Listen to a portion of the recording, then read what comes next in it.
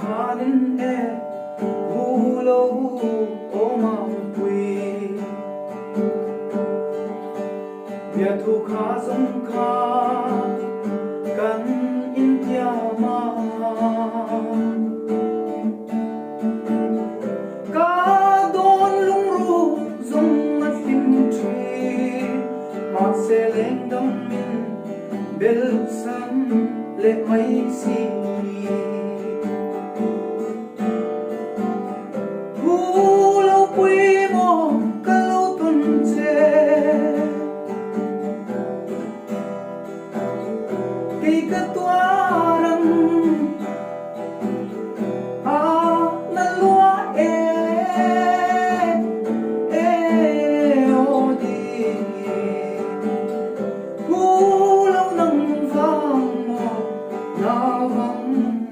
ka lo tra Hãy cho em mong quy sa măng cần chung lòng chê mà sẽ ít tu do cả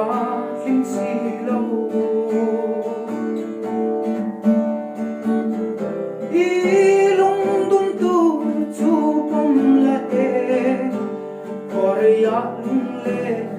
ka ba ve ma na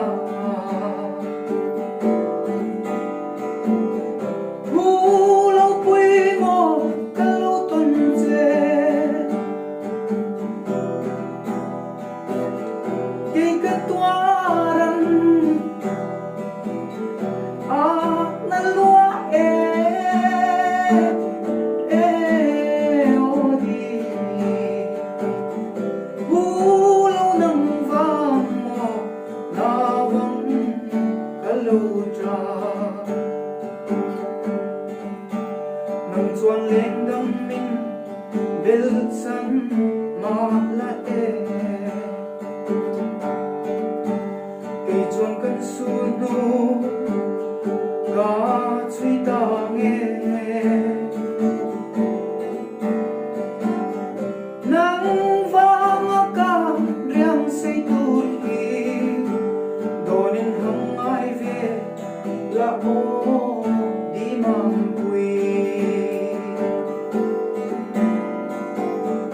hulo pui mo ka lo ton se